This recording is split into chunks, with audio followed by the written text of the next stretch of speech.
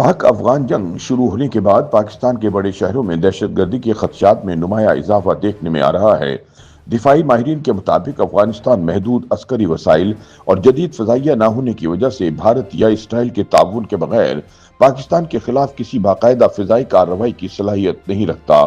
اس لیے افغان طالبان ماضی کی طرح پراکسی وار شروع کرتے ہوئے ٹی ٹی پی کے ذریعے ملک کے بڑے شہروں میں دہشت گردانہ کارروائیاں کر سکتے ہیں۔ ایسے میں سوال پیدا ہوتا ہے کہ پاکستان کے کون کون سے شہر خطرے میں ہیں؟ افغانستان کی عسکری صلاحیت کیا ہے؟ افغانستان کے پاس کون کون سے ہتھیار موجود ہیں؟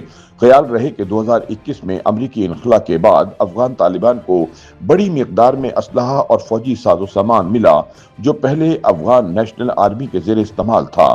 اس میں ہلکے اور درمیانے ہتھیار، بختربند گاڑیاں، نائٹ ویژن آلات اور محدود تعداد میں طیارے اور ہیلی کاپٹر شامل تھے۔ تاہم ان میں سے بہت سارا ساز و سامان تکنیکی دیکھ بھال اور تربیت کے فقدان کے باعث مکمل طور پر فعال نہیں۔ دفاعی ماہرین کے مطابق افغان طالبان کے ہاتھ لگنے والے اسلحے کے ذخیرے میں کلاشنکوف اور امریکی ساختہ M16 اور M4 رائفلیں، M249 طرز کی لائٹ مشین گنیں، PKM اور M240 جیسی ہیوی مشین گنز، RPG-7 اور AT-4 جیسے راکٹ لانچرز، گرینیڈ لانچرز اور اینٹی ٹینک ہتھیار شامل ہیں۔ اس کے علاوہ کچھ بختربند گاڑیاں اور دیگر عسکری ٹرانسپورٹ بھی طالبان کے زیر استعمال ہے۔ اگرچہ ماہرین کے مطابق ان میں سے متعدد گاڑیوں اور نظاموں کی تکنیکی حالت اور طویل المدتی آپریشنل استعداد واضح نہیں، تاہم طالبان انہیں استعمال کرتے نظر آتے ہیں۔ بھاری ہتھیاروں کی بات کی جائے تو طالبان نے 2024 میں بگرام ایئر بیس پر ایک فوجی پریڈ کے دوران میزائل R-17 اور البروس R-300 کی نمائش کی تھی، جن کے رینج تقریباً 300 کلومیٹر ہے۔ افغان طالبان اس کے ساتھ ساتھ نمائش میں 122 ملی میٹر توپیں، گریڈ راکٹ لانچر اور کچھ پرانے سوویت ساختہ میزائل سسٹم بھی سامنے لائے تھے۔ تاہم دفاعی تجزیہ کاروں کے مطابق ان نظاموں کی عملی جنگی تیاری اور مؤثر استعمال کی صلاحیت پر سوالات موجود ہیں، کیونکہ یہ ہتھیار طویل عرصے تک غیر فعال رہے ہیں یا ذخیرہ گاہوں میں پڑے رہے ہیں۔ دوسری جانب فضائی طاقت کے میدان میں طالبان کو نمایاں کمزوری کا سامنا ہے۔ اگرچہ انہوں نے امریکی افواج کی جانب سے چھوڑے گئے کچھ Mi-17، MD-530 اور بلیک ہاک ہیلی کاپٹر سمیت محدود تعداد میں طیاروں کو فعال بنانے کا دعویٰ کیا ہے، لیکن ایک منظم اور جدید فضائی دفاعی نظام اور فضا میں مارنے والے ہتھیاروں کی عدم موجودگی انہیں خطے کی روایتی فضائی برتری رکھنے والی قوتوں کے مقابلے میں کمزور بناتی ہے۔ ماہرین کے مطابق اسی وجہ سے پاکستان کے ساتھ جنگ میں افغانستان کا زیادہ انحصار بڑے پیمانے کی روایتی فضائی جنگ کی بجائے زمینی، سرحدی یا غیر روایتی حکمت عملی پر ہوگا۔ عسکری تجزیہ کاروں کے مطابق کسی بھی بڑے پیمانے کی روایتی جنگ میں فضائی برتری فیصلہ کن کردار ادا کرتی ہے، اور اس میدان میں پاکستان کو افغانستان پہ واضح سبقت حاصل ہے۔ افغان طالبان امریکی اسلحے اور فوجی ساز و سامان تک رسائی حاصل ہونے کے باوجود جدید لڑاکا طیاروں، مربوط فضائی دفاعی نظام اور طویل فاصلے تک مار کرنے والے میزائل صلاحیت کے بغیر پاکستان جیسے ملک کے خلاف روایتی فضائی جنگ چھیڑنے کی پوزیشن میں نہیں ہے۔ تاہم دفاعی ماہرین کا ماننا ہے کہ افغانستان کی موجودہ عسکری قوت کو مکمل طور پر نظر انداز نہیں کیا جا سکتا۔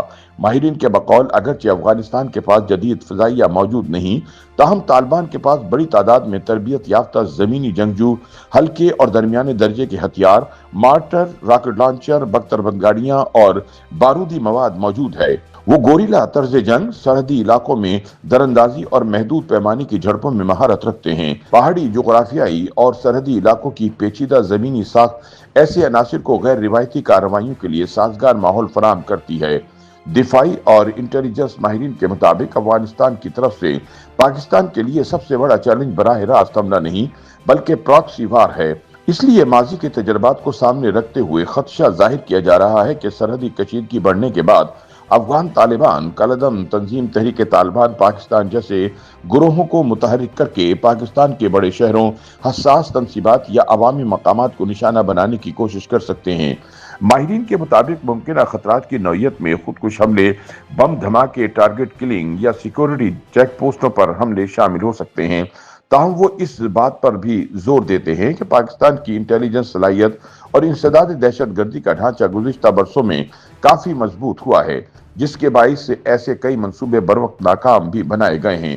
سیکورٹی اداروں کی جانب سے حساس مقامات کی نگرانی، داخلی اور خارجی راستوں کی چیکنگ اور مشکوک سرگرمیوں کی مانیٹرنگ میں اضافہ کر دیا گیا ہے، تاہم اس کے باوجود افغانستان غیر روایتی اور پراکسی حکمت عملی کے ذریعے لاہور، کراچی، پشاور، کوئٹہ اور اسلام آباد سمیت تمام بڑے شہروں میں دہشت گردانہ کارروائیاں کر کے عدم استحکام پیدا کرنے کی کوشش کر سکتا ہے۔